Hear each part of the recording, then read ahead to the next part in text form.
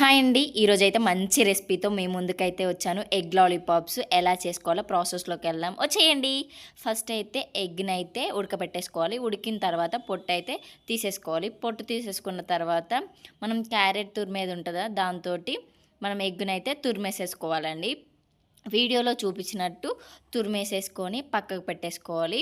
ఇప్పుడు దాంట్లోకి 1 కప్పు బియ్యం పిండి, ముందుగా కట్ చేసుకున్న పచ్చిమిర్చి, అల్లం, వెల్లుల్లి, ఆనియన్స్, కొత్తిమీర, ధనియా పౌడర్, జీరా పౌడర్, గరం మసాలా, కొంచెం పసుపు, రుచికి సరిపడా కారం, కొంచెం సాల్ట్ వేసేసుకొని మంచిగా మిక్స్ చేసేసుకోవాలి.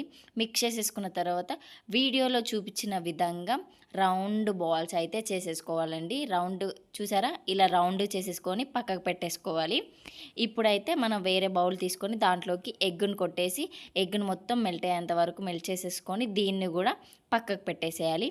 ఇప్పుడు ఒక మిక్సీ జార్లోకి 4-5 బ్రెడ్లు వేసేసి మిక్సీ పట్టేసి దీన్ని కూడా పక్కకు పెట్టేసేయాలండి.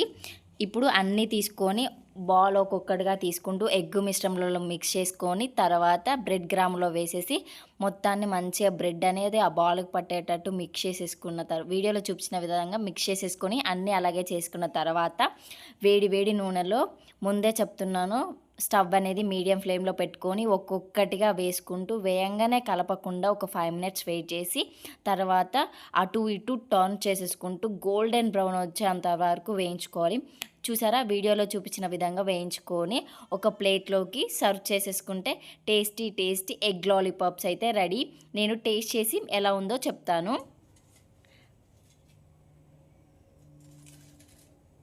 టేస్ట్ అయితే చాలా బాగుంది. ఈ వీడియో నచ్చితే లైక్ చేయండి, సబ్స్క్రైబ్ చేసుకోండి. Thank you for watching.